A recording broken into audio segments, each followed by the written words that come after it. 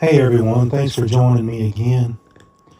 I'd like to tell you a little story about a true Christmas Eve that was really interesting. The title of this one is When Trucks Fly. So it was December 24th. JR, my cousin, Ronnie Williams Jr., and I were deer hunting. We had seen this really nice buck on the hunting club. We had been chasing him for a while.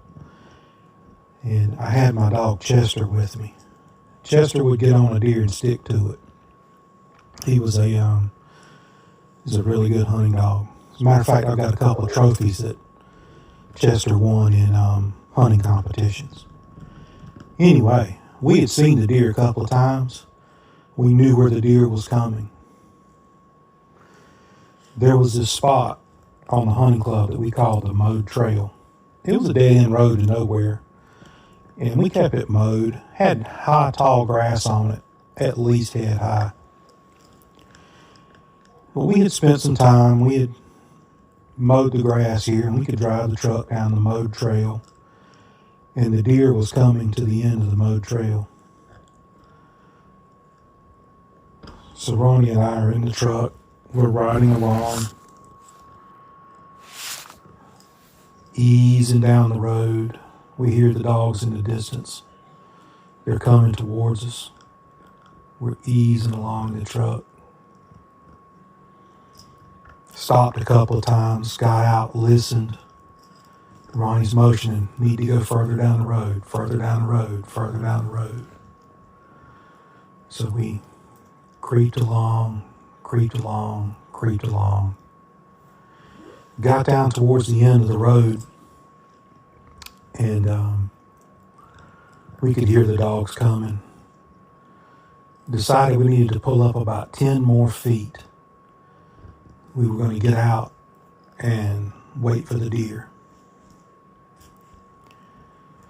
So as we're making the last 10 feet, suddenly the road gave way beneath the truck. We go flying.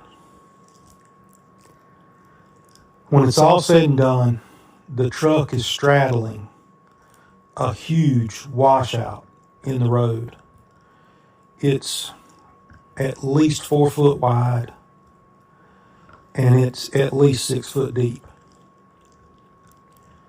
Ronnie smashed his head on the windshield. I'm banged all up. Luckily, the airbags did not deploy.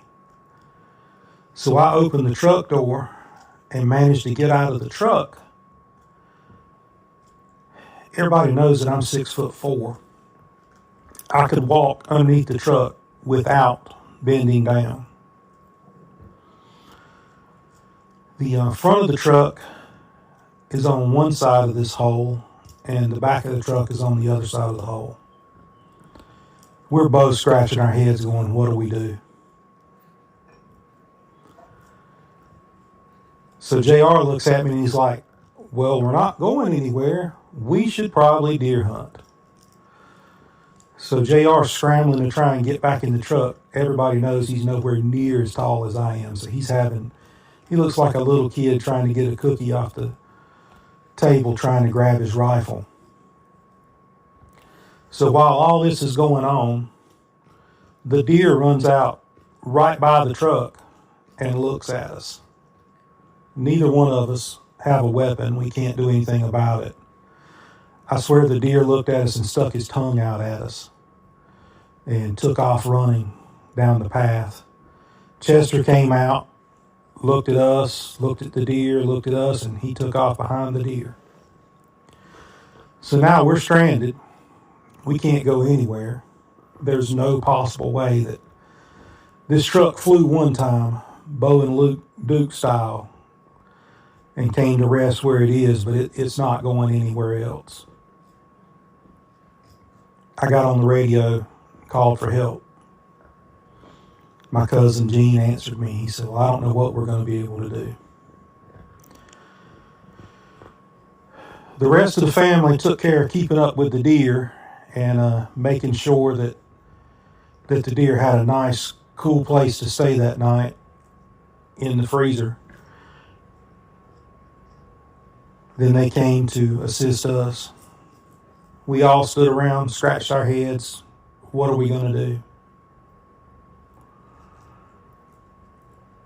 So the people that were not pretending to be the Duke boys, straddling a huge hole in the road, went out and took chains and ropes and started pulling pieces of wood from logging operations that had been left behind, dragging them down there. And we started stacking those pieces of wood in the hole.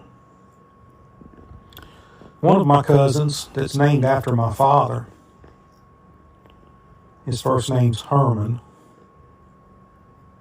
Doesn't go by Herman, but that's his first name. You'll know him as Bullfighter on the videos.